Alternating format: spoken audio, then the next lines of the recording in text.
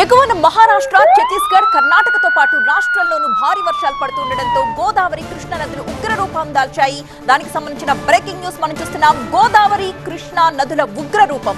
గోదావరి వరద ఉధృతి అంతకంతకు పెరుగుతూ పోతోంది. భద్రాచలం దగ్గరైతే భారీగా వరద వస్తోంది. గోదావరికి 50.3 అడుగుల దగ్గర ప్రస్తుత నీటి మట్టం ఉంది. 2వ నెంబర్ ప్రమాద హెచ్చరిక కొనసాగుతోంది.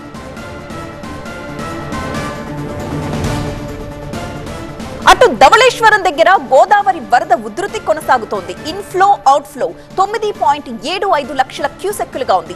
మరి కాసేపట్లో మొదటి ప్రమాద హెచ్చరిక జారీ చేసే అవకాశం ఉందంటున్నారు అధికారులు. పైనుండి చేరుతున్న వరద నీటి కారణంగా ప్రకాశం బ్యారేజ్ దగ్గర కృష్ణమ్మ పరుగులు తీస్తోంది. ప్రకాశం బ్యారేజ్ దగ్గర అంతకంతకు వరద ఉధృతి పెరుగుతూ ఉండడంతో ఇన్ఫ్లో అవుట్ఫ్లో 5 లక్షల పైన క్యూసెక్కులుగా కనిపిస్తోంది. మొదటి ప్రమాద హెచ్చరిక అక్కడ కొనసాగుతోంది. గోదావరి, కృష్ణమ్మ ఉగ్రరూపం దాల్చే అవకాశం ఉండడంతో అధికార యంత్రాంగం అప్రమత్తమైంది. కృష్ణానది పరివాహక ప్రాంత ప్రజలందరూ తగిన జాగ్రత్తలు తీసుకోవాలని, లంక గ్రామ ప్రజలు అప్రమత్తంగా ఉండాలని సూచిస్తున్నారు విపత్తు నిర్వహణ సంస్థ ఎండీ ప్రఖర్ జైన్. వాగులు, కాలువలు దాటే ప్రయత్నం చేయొద్దంటూ ఎప్పటికప్పుడు ప్రజల్ని హెచ్చరిస్తున్నారు. మా సీనియర్ కరెస్పాండెంట్ మరింత సమాచారంతో సిద్ధంగా ఉన్నారు. నారాయణ. భద్రాచలం వద్ద గోదావరికి వరద ఉధృతి కొనసాగుతోంది. ప్రస్తుతం 50 అడుగులు దాటి ప్రవహిస్తుంది. 12,40,000 క్యూసెక్కుల వరద నీరు దిగువకు విడుదల చేస్తున్నారు.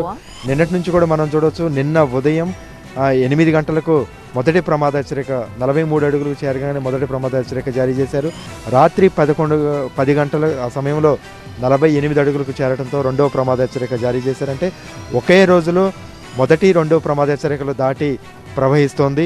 ప్రస్తుతం రెండవ ప్రమాద హెచ్చరిక కొనసాగుతుంది. ఇదే రకమైనటువంటి వరద ఉధృతి కొనసాగితే మూడవ ప్రమాద హెచ్చరిక 53 అడుగులు చేరుకుంటే మూడవ ప్రమాద హెచ్చరిక జారీ చేసే అవకాశం ఉంది. అధికారులు అంచనా ప్రకారం మూడవ ప్రమాద హెచ్చరిక కూడా దాటే అవకాశం ఉన్నట్లుగా తెలుస్తుంది. చూడొచ్చు మనం ఎగువ ప్రాంతాల్లో, గోదావరి పరివాహక ప్రాంతాలలో కురిసినటువంటి భారీ వర్షాలకు అంతకంతకు కూడా భద్రాచలం వద్ద గోదావరికి భారీగా వరద ఉధృతి కొనసాగుతుంది. దిగువకు 14 లక్షల క్యూసెక్కుల పైనే దిగువకు నీరు విడుదల చేస్తున్నారు. అయితే దిగువన ఉన్నటువంటి చింతూరు కోనవరం వద్ద కూడా గోదావరి శబరి సంగమం వద్ద కూడా అంతకంతకు పెరుగుతున్నటువంటి నేపథ్యంలో ఎకపోటుకు గురే అవకాశం ఉంది. మనం ఒకసారి భద్రాచలం వద్ద గోదావరి వరదలు పరిశీలిస్తే జూలైలో మామూలుగా వచ్చినా కూడా ఆగస్టులో భారీ స్థాయిలో వరదలు వచ్చి ముంపుకు గురే అవకాశం ఉంది. అంటే ఆగస్టు గండం ఉంది. అందుకనే గోదావరి పరివాహక ప్రాంత ప్రజలు ఆగస్టు అనగానే గోదావరి వరదలు ఎక్కడ ముంపుకు గురవుతాయని ఆందోళన చెందుతుంటారు. అనుకున్నట్టుగానే ఈ సీజన్లో మొదటి ప్రమాద హెచ్చరిక దాటింది. రెండవ ప్రమాద హెచ్చరిక దాటి ఇప్పుడు మూడవ ప్రమాద హెచ్చరికకు చేరువలో వరద ప్రవాహం కొనసాగుతోంది.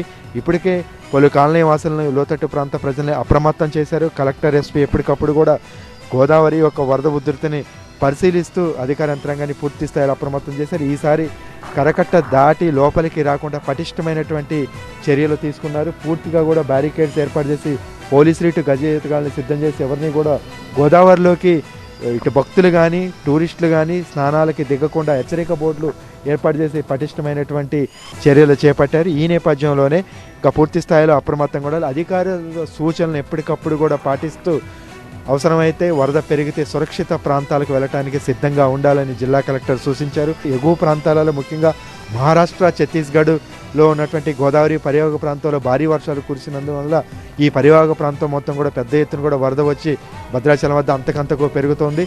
ప్రస్తుతం అయితే 50 అడుగులు దాటి ప్రవహిస్తుంది. రెండవ ప్రమాద హెచ్చరిక కొనసాగుతుంది. కెమెరామెన్ అప్పారాతో నారాయణ, TV9 భద్రాచలం.